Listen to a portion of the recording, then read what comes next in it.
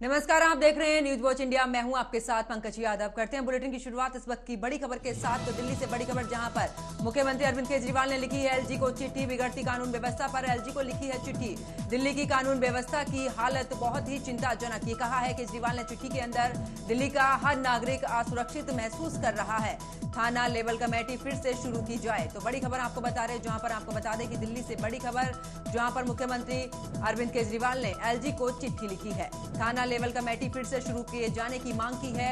बड़ी खबर आपको बता रहे, जहां पर मुख्यमंत्री अरविंद केजरीवाल ने एलजी को चिट्ठी लिखी है। दिल्ली से बड़ी खबर आपकी टीवी स्क्रीन पर। इसी के साथ आपको बता दें कि दिल्ली में कानून व्यवस्था को लेकर यह चिट्ठी लिखी गई है। बिगड़ती कानून व्यवस्था पर एलजी को लिखी गई है ये चिट्ठी। और साथ ही कानून व्यवस्था की हालत बहुत ही चिंताजनक है। और इसी खबर पर ज्यादा जानकारी के साथ मेरे सहयोगी अवनेंद्र मेरे साथ ऑनलाइन पर जुड़ चुके हैं। अवनेंद्र, जिस तरीके से कानून व्यवस्था को लेकर मुख्यमंत्री अरविंद केजरीवाल ने एलजी को चिट्ठी लिखी है, इसको लेकर क्या कुछ खास अपडेट? बिल्कुल, देखिए आपको बता दें, जो दिल्ली के सीएम अरविंद केजरीवाल हैं, उन्होंने एक एलजी को आज चिट्ठी लिखी है। उसमें दिल्ली की जो कानून व्यवस्था है, बिगड़ती कानून व्यवस्था को लेकर उसमें पूरा हालात लिखा है। और साफ तौर से उन्होंने चिंता भी जताई है कि दिल्ली के हर नागरिक असुरक्षित महसूस कर रहा है। अब इस तरीके से देखना होगा, जो दिल्ली के सीएम है उन्होंने एलजी को चिट्ठी लिखी है। अब किस तरीके से जो है एलजी इस पर संज्ञान लेता है। दिल्ली के आकेपुरम इलाके में एक रविवार को सुबह मॉर्निंग में एक घटना हुई थी, जिसमें 2 महिलाओं की मौत हो गई थी। उसमें केजरीवाल ने गहराई से संवेदना जाहिर करते हुए दिल्ली के सीएम ने एक ट्वीट कर कहा था कि दोनों महिलाओं के परिवार के साथ उनकी गहरी संवेदनाएं और भगवान उनकी आत्मा को शांति दे। इसके अलावा दिल्ली के मुख्यमंत्री अरविंद केजरीवाल ने अपने ट्विटर में लिखा था कि दिल्ली के लोग ने अपने आप में बहुत असुरक्षित महसूस कर रहे हैं। जिन लोगों ने दिल्ली की कानून व्यवस्था संभालनी है, वो कानून व्यवस्था ठीक नहीं कर रहे हैं। बजाय अगर आम आदमी पार्टी के पास दिल्ली की कानून व्यवस्था हो तो इससे बेहतर होगी। जी बिल्कुल अवनेंद्र, इस दौरान थाना लेवल कमेटी की भी शुरुआत करने की उन्होंने बात कही है। आखिरकार इसको लेकर क्या जानकारी? बिल्कुल, देखिए, जो दिल्ली के सीएम है वो लगातार, अगर बात की जाए, दिल्ली की कानून व्यवस्था पर शुरू से ही उठाते आ रहे हैं। और साफ तौर से कहा जाए तो केंद्र सरकार यानी बीजेपी को लगातार घेरने की भी साफ तौर से कोशिश कर रहे हैं। और उन्होंने जिस तरीके से एमसीडी चुनाव में आम आदमी पार्टी की वापसी हुई, उन्होंने साफ तौर से कहा था कि बीजेपी का 15 सालों से कब्जा रहा है, बीजेपी कार्य नहीं कर रही है। आते ही हम दिल्ली के जो वासी हैं उनको जल सड़कें अच्छी देंगे, और जो कूड़े के ढेर हैं उनको तमाम तरीके के। जब एमसीडी का चुनाव हुआ तो दिल्ली के मुख्यमंत्री अरविंद केजरीवाल ने दावा किए थे। इसी तरीके से वो अब दिल्ली की जो सुरक्षा व्यवस्था है उस पर तमाम तरीके के सवाल उठाते नजर आ रहे हैं, जिस पर आज उन्होंने एक एलजी को पत्र लिखा और उसमें साफ तौर से दिल्ली की लोगों की चिंता जाहिर की। चलिए, बहुत बहुत शुक्रिया अवनेंद्र इस खबर पर जुड़ने के लिए, विस्तार पूर्वक जानकारी देने के लिए।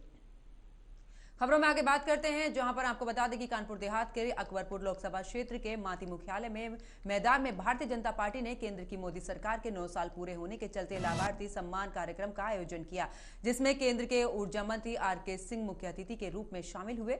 इस दौरान उन्होंने जहां लाभार्थियों को सम्मानित करते हुए प्रमाण पत्र दिए हैं, तो वहीं दूसरी ओर मंच से विपक्ष पर भी जमकर हमला बोला है। इस दौरान उन्होंने केंद्र की मोदी सरकार और उनके कार्यों की जमकर तारीफ की और साथ ही साल 2024 में होने वाले लोकसभा चुनाव का चुनावी बिगुल भी फूंक दिया है। केंद्रीय ऊर्जा मंत्री आरके सिंह ने 2024 लोकसभा चुनाव में फिर से बीजेपी का समर्थन करने की जनता से अपील की है। वहीं पत्रकारों से बातचीत करते हुए केंद्रीय ऊर्जा मंत्री ने आजमगढ़ में यूपी के पूर्व कैबिनेट मंत्री और सपा के कद्दावर नेता स्वामी प्रसाद मौर्य की ओर से बीजेपी सरकार पर किए गए हमले पर पलटवार किया है।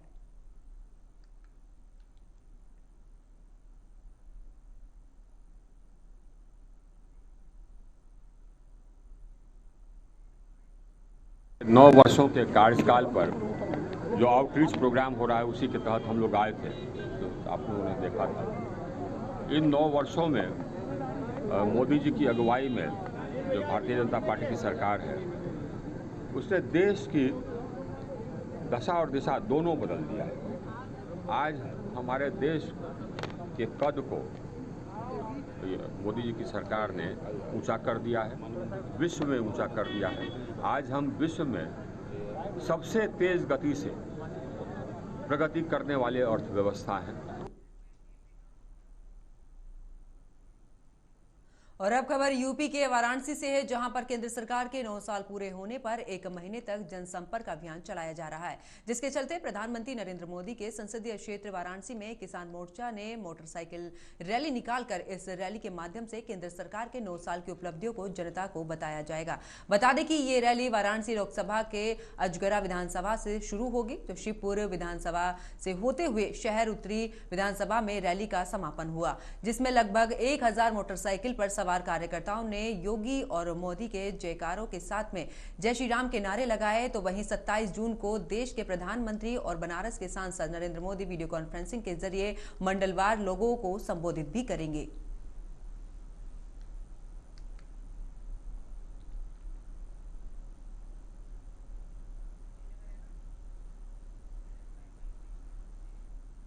उधर कुशीनगर में वोल्टेज की समस्या और बिजली कटौती को लेकर समाजवादी पार्टी के नेताओं ने कसिया मुख्य बिजली केंद्र का घेराव किया है। सभी सपा के कार्यकर्ताओं ने बिजली दफ्तर पहुंचकर सरकार के खिलाफ नारेबाजी की है। सपा पार्टी के कुशीनगर जिला अध्यक्ष राजेंद्र यादव और राजेश प्रताप राव ने अपने समर्थकों के साथ मिलकर बिजली समस्या दूर करने की मांग की है और साथ ही अघोषित बिजली कटौती और लो वोल्टेज को लेकर जनता की समस्या दूर हो, इसको लेकर भी अधिशासी अभियंता को पत्र देकर धरना समाप्त किया।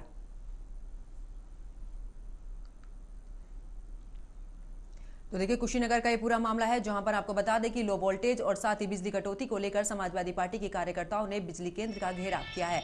इसी के साथ उन्होंने कहा है कि जिस तरीके से बढ़ती गर्मी में विद्युत विभाग की तरफ से बिजली कटौती की जा रही है, इसको बर्दाश्त नहीं किया जाएगा। इसी के साथ में अधिशासी अभियंता को पत्र देकर इस धरने का समापन किया। इसी के साथ ही उन्होंने सरकार के खिलाफ भी जमकर नारेबाजी की है। तो कुशीनगर का ये पूरा मामला है, जहां पर आपको बता दें कि समाजवादी पार्टी की कार्यकर्ताओं ने बिजली कटौती और साथ ही लो वोल्टेज को लेकर बिजली विद्युत केंद्र का जो है वो धरना दिया। और इसी खबर पर ज्यादा जानकारी के साथ मेरे सहयोगी सिद्धार्थ मेरे साथ फोन लाइन पर जुड़ चुके हैं। सिद्धार्थ, जिस तरीके से मामला सामने आया है, एक तरफ तो गर्मी बढ़ रही है, दूसरी तरफ लो वोल्टेज और बिजली कटौती की समस्या, इसको लेकर समाजवादी पार्टी के कार्यकर्ताओं ने धरना दिया, इसको लेकर क्या कुछ खास अपडेट?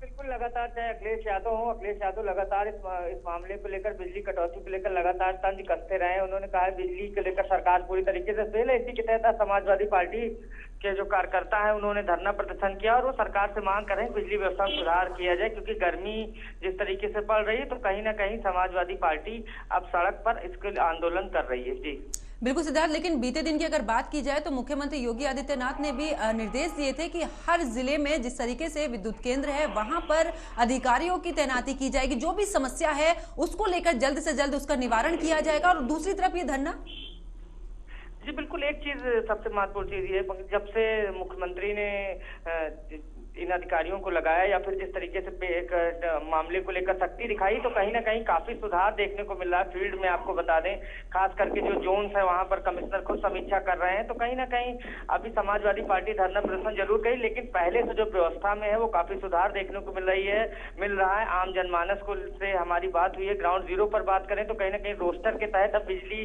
सप्लाई की जा रही है। तो कहीं ना कहीं मुख्यमंत्री की सख्ती के बाद बिजली में काफी सुधार है, लेकिन कहीं समाजवादी पार्टी इसको लेकर, इस मामले को लेकर पहले से ही मामलावर थी। उनके जो राष्ट्रीय अध्यक्ष हैं वो लगातार इस मामले को लेकर सरकार को कटघरे में खड़ा कर रहे थे। तो कहीं ना कहीं अब एक चीज ये देखने को मिल रही है कि बिजली की समस्या को लेकर अब पूरी तरीके से राजनीति उत्तर प्रदेश में गर्मा गई है। चलिए, बहुत बहुत शुक्रिया सिद्धार्थ इस खबर पर जुड़ने के लिए, विस्तार पूर्वक जानकारी देने के लिए। चलिए रुक करते इस वक्त की बड़ी खबर का। लखनऊ से बड़ी खबर सामने आ रही, जहां पर अशोक मार्ग हजरतगंज में न्यू जनपद बिल्डिंग में फंसी है लिफ्ट में करियर कोचिंग के 12 बच्चे फंसे हैं।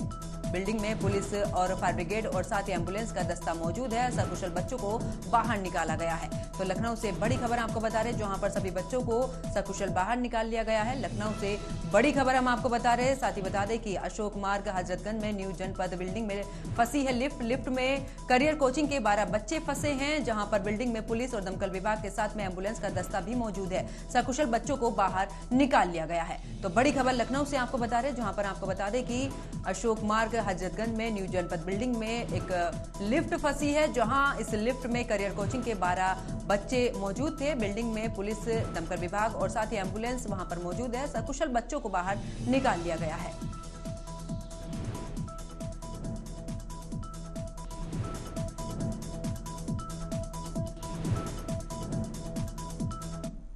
और एक बार फिर से मेरे साथ में मेरे सहयोगी सिद्धार्थ फोन लाइन पर जुड़ चुके हैं। सिद्धार्थ, जिस तरीके से मामला सामने आया, 12 बच्चे लिफ्ट में फंसे थे, इसको लेकर क्या कुछ खास अपडेट अभी तक का? आपको बता दें कि ये बच्चे जो है कोचिंग संस्थान में पढ़ने गए थे, तो जब छुट्टी होने के बाद ये जाकर लिफ्ट में फंस जाते हैं।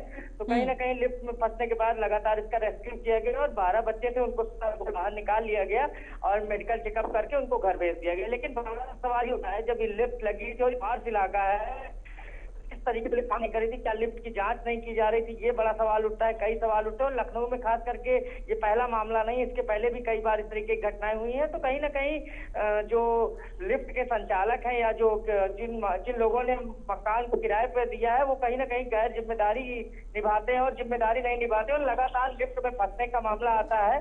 तो कहीं ना कहीं अब देखना ये है कि इस पे क्या कार्रवाई की जाती है। बिल्कुल सिद्धार्थ, अगर बात की जाए पुलिस की तरफ से क्या कुछ जांच में निकलकर सामने आए, क्योंकि जिस तरीके से ये मामले लगातार बढ़ते जा रहे हैं लिफ्ट में फंसने की बात, हो सकता है इसमें कोई एक बड़ा हादसा हो सकता था इस दौरान? आपने सही कहा, लिफ्ट में फंसने के दौरान कोई बड़ा हादसा, लेकिन ऐसा हुआ नहीं। लेकिन ये कहीं ना कहीं जिम्मेदारी बनती है जो लिफ्ट का संचालन करते हैं, जो मकान मालिक है, उनकी जिम्मेदारी बनती है। जब हमारी बात आला अधिकारियों से, उनका कहना था इस मामले की जांच की जाएगी और जो भी दोषियों के खिलाफ कार्रवाई की जाएगी। लेकिन सबसे ये होता है कि कई सरकारी बिल्डिंग है जहाँ पर कहीं ना कहीं मामले की जांच कोई कार्रवाई नहीं की जाएगी, तो कहीं ना कहीं बिल्कुल कहीं ना कहीं ऐसे मामलों की सिद्धार्थ जांच होनी चाहिए। हमारे साथ बने रहिए, आगे भी आपसे अपडेट लेंगे। चलिए खबरों में आगे बात करते हैं। खबर कौशाम्बी से है, जहां पर सोशल मीडिया के जरिए एक महिला ने एसपी कौशाम्बी पर दुर्व्यवहार का आरोप लगाया है। वहीं डीजीपी और कमिश्नर प्रयागराज ने मामले का संज्ञान लिया। मामले की गंभीरता को देखते हुए डीजीपी के निर्देशानुसार और कमिश्नर से परामर्श कर निष्पक्ष जांच के लिए 3 सदस्यीय टीम का गठन किया गया है। इस समिति के अन्य सदस्य एसपी चित्रकूट बृंदा शुक्ला और ईशा प्रिया सीडीओ प्रतापगढ़ हैं और इस टीम को मामले की निष्पक्ष और गहनता से जांच कर 4 दिन में रिपोर्ट देने के भी निर्देश दे दिए गए हैं।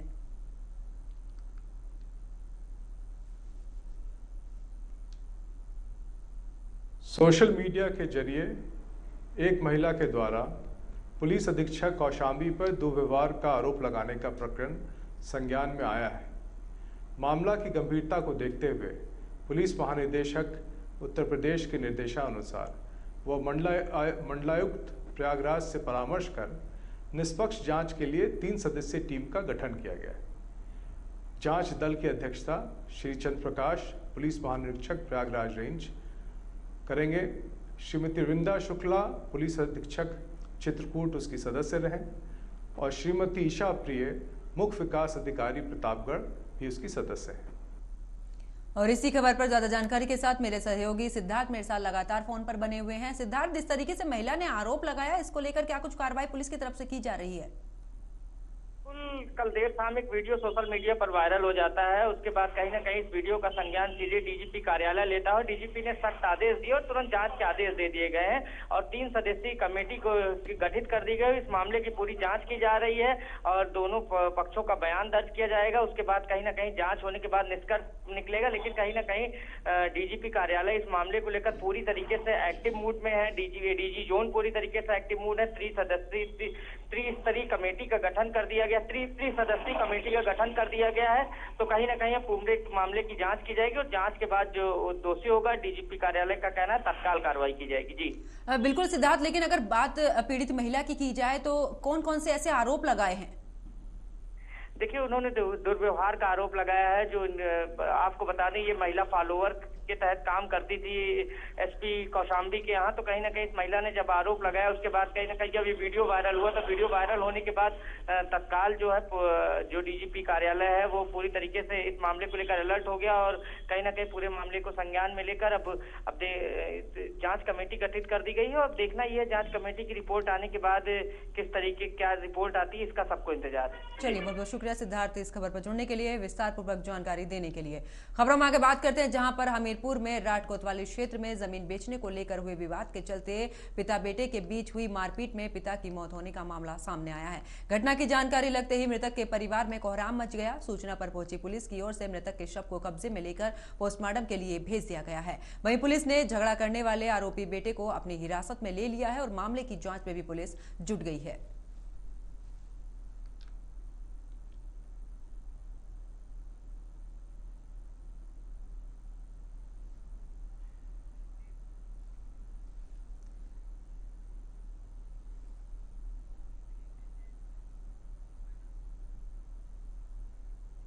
खबरों में आगे बात करते हैं, जहां पर मऊ के कोपागंज थाना क्षेत्र में एक कलयुगी बेटे ने डंडे से पीट कर मां की हत्या कर दी और पिता को गंभीर रूप से घायल कर दिया। घायल पिता का अस्पताल में इलाज चल रहा है। पुलिस ने मृतका के शव को कब्जे में लेकर पोस्टमार्टम के लिए भेज दिया है और जांच शुरू कर दी है। वारदात को अंजाम देने वाला बेटा फरार है। पुलिस का कहना है कि जल्द ही उसे गिरफ्तार कर लिया जाएगा। जानकारी के मुताबिक पत्नी की विदाई को लेकर युवक का अपने माता पिता से विवाद हो गया था, जिसके चलते उसने डंडे से मां और पिता को पीटकर गंभीर रूप से घायल कर दिया। आस पड़ोस की मदद से दोनों को स्थानीय अस्पताल में भर्ती कराया गया, लेकिन इलाज के दौरान मां की मौत हो गई और पिता की हालत नाजुक बनी हुई है। बुजुर्ग के सिर में काफी चोटें आई हैं। आज सुबह मुन्नीलाल सनौफ स्वर्गीय मुसाफिर निवासी ग्राम कसारा साकिन ने थाना कोपागंज पर सूचना दी कि उसका लड़का दिलीप राजभर ने कल शाम उसकी पत्नी को विदा कराने को लेकर हुए विवाद में अपनी मां को और मुझे, जो मसाला कूटने वाला कूटना होता है, उसे सिर में चोट मार दी। कल शाम को ही मां अमेरिका देवी को अस्पताल में भर्ती कराया गया था, जिसकी रात्रि 11 बजे मृत्यु हो गई है और थाने को तहरीर प्राप्त हो गई। उसी के आधार पर आगे वैधानिक कार्रवाई की जा रही है और पोस्टमार्टम कराने की कार्रवाई की जा रही है। मौके पर शांति है और आगे विवेचना के आधार पर जो तथ्य सामने आएंगे उनके अनुसार भी आगे कार्रवाई की जाएगी। को लेकर है अब जो प्रथम दृष्टया बताया जा रहा है, बाकी आरोपी अभी फरार है और उसकी गिरफ्तारी का प्रयास हम लोग कर रहे हैं, शीघ्र गिरफ्तारी कर रहे हैं। ज्यादा जानकारी के साथ मेरे सहयोगी आसिफ अंसारी मेरे साथ फोन लाइन पर जुड़ चुके हैं।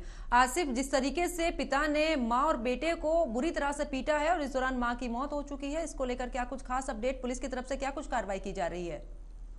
जी, आपको बता दें कि जो मामला उठा है ये हालांकि कोई बड़ा मामला नहीं था। पत्नी को ये ले करके नहीं आया था, उसी के पिता ने डांट लगाई थी, माता पिता ने डांट लगाई थी, तो उसी से क्षुब्ध होकर के ये जो है माता पिता पे हमला किया, जिससे मां की मौत हो गई और बाप गंभीर रूप से घायल है, जिसका इलाज अभी अस्पताल में चल रहा है। तो वहीं अभी जो आरोपी है वो लगातार वो फरार है। अभी आरोपी की तलाश लगातार पुलिस जारी है, कर रही है और उम्मीद करते हैं कि पुलिस का जो स्टेटमेंट रहा है वो लगता है कि पुलिस इस पर जो है सख्त रुख अपना रही है। जी चलिए, बहुत बहुत शुक्रिया इस खबर पर जुड़ने के लिए, विस्तार पूर्वक जानकारी देने के लिए। खबरों में आगे बात करते रुक करते हैं इस वक्त की बड़ी खबर का। मुजफ्फरनगर से इस वक्त की बड़ी खबर सामने आ रही, जहां पर बाइक और गाड़ी की आमने सामने हुई है जोरदार टक्कर। हादसे में बाइक सवार दंपत्ति की मौत। हादसे के बाद गाड़ी छोड़कर चालक फरार है। दोनों के शवों को पोस्टमार्टम के लिए भेज दिया गया है। बुढ़ाना कोतवाली के कांदला मार्ग की ये घटना बताई जा रही है। तो बड़ी खबर आपको बता रहे, जहां पर आपको बता दें कि दो वाहनों के आपस में टक्कर हुई है, जहां इस हादसे में बाइक सवार दंपत्ति की मौत हो चुकी है। बड़ी खबर मुजफ्फरनगर से, बाइक और गाड़ी की आमने सामने भिड़ंत हुई है, जहां पर हादसे में बाइक सवार दंपत्ति की मौत हो चुकी है। हादसे के बाद गाड़ी छोड़कर चालक फरार है। दोनों के शवों को पोस्टमार्टम के लिए भेज दिया गया है। बुढ़ाना कोतवाली के कांदला मार्ग की यह घटना बताई जा रही है।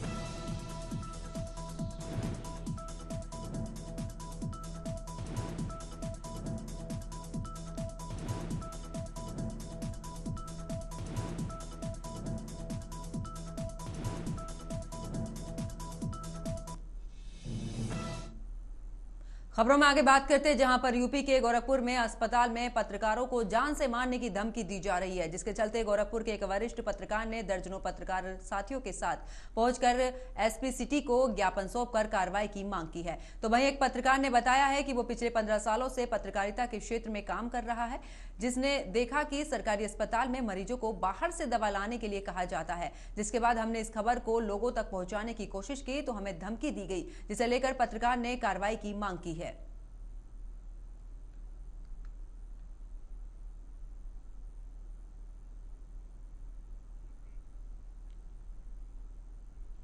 चलिए रुक करते इस वक्त की बड़ी खबर का। मुजफ्फरनगर से बड़ी खबर सामने आ रही, जहां पर युवक को संदिग्ध परिस्थितियों में लगी है गोली। पिस्टल की सफाई के दौरान चेहरे पर लगी है गोली। गोली लगने से घायल युवक को किया गया है मेरठ में रेफर। घायल युवक के नाम है। पिस्टल का ये लाइसेंस नई मंडी थाने के आदर्श कॉलोनी का ये पूरा मामला बताया जा रहा है। तो बड़ी खबर आपको बता रहे हैं, जहां पर आपको बता दें कि पिस्टल की सफाई करते वक्त युवक को गोली लगी है, जहां इस दौरान उसे मेरठ रेफर किया गया है। बड़ी खबर मुजफ्फरनगर से, जहां पर युवक को संदिग्ध परिस्थिति में गोली लगी है। पिस्टल की सफाई के दौरान चेहरे पर लगी है गोली। गोली लगने से घायल युवक को किया गया है मेरठ रेफर। घायल युवक के नाम है। पिस्टल का लाइसेंस नई मंडी थाने के आदर्श कॉलोनी का ये पूरा मामला बताया जा रहा है।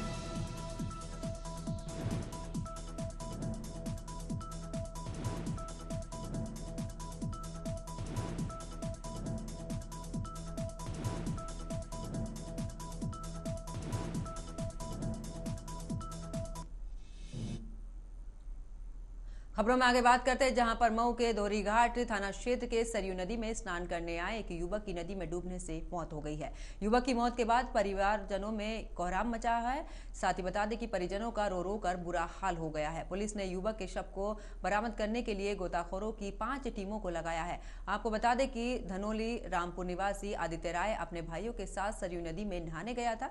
तभी नदी में स्नान करते समय मृतक का भाई पानी की गहराई में जाने के कारण डूबने लगा। अपने भाई को डूबता देख उसे बचाने के लिए आदित्य राय ने गहरे पानी में छलांग लगा दी। आदित्य राय ने अपने भाई को तो बचा लिया, लेकिन अपने आप को नहीं बचा पाया और नदी के गहरे पानी में डूब गया।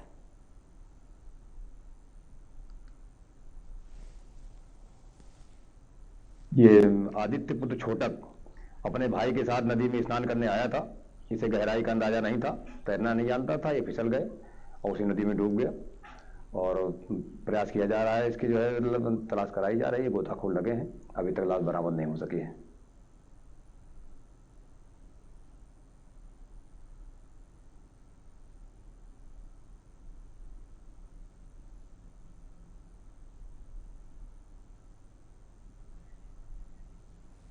तो मऊ का ये पूरा मामला है, जहां पर आपको बता दें कि अपने भाई के साथ स्नान करने आए युवक की नदी में डूबने से मौत हो गई है, जिसके बाद पुलिस ने गोताखोरों की मदद से शव को बरामद करने में वो जुटी हुई है। साथ ही बता दें कि इस नदी में 2 भाई स्नान करने पहुंचे थे। जब एक भाई इस दौरान डूब रहा था, तब दूसरे भाई ने गहरे पानी में छलांग लगा दी।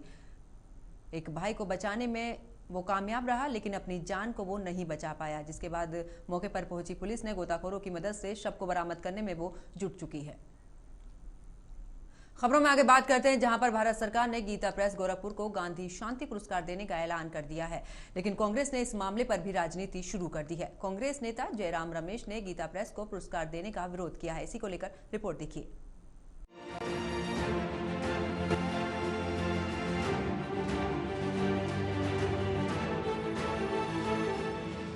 भारत सरकार ने गीता प्रेस गोरखपुर को साल 2021 का गांधी शांति पुरस्कार देने की घोषणा की है, जिसका कांग्रेस नेता जयराम रमेश ने विरोध किया है। कांग्रेस नेता जयराम रमेश ने इसकी तुलना गोडसे और सावरकर को सम्मान देने से की है। कांग्रेस नेता जयराम रमेश ने ट्वीट करते हुए लिखा कि गीता प्रेस गोरखपुर को साल 2021 का गांधी शांति पुरस्कार दिया गया है, जो इस साल अपना शताब्दी वर्ष मना रहा है।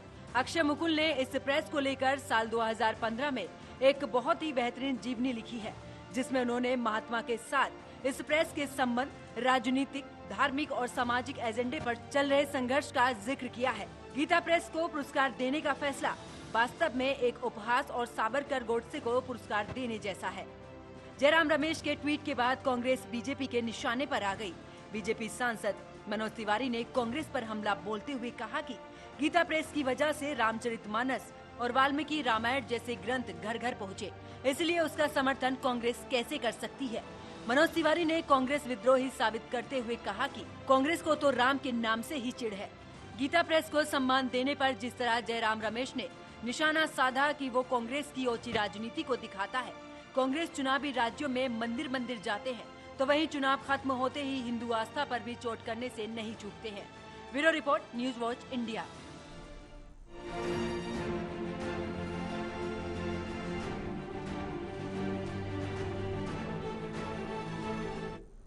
और मेरे साथ खबरों में फिलहाल इतना ही। आप देखते रहिए न्यूज वॉच इंडिया। नमस्कार।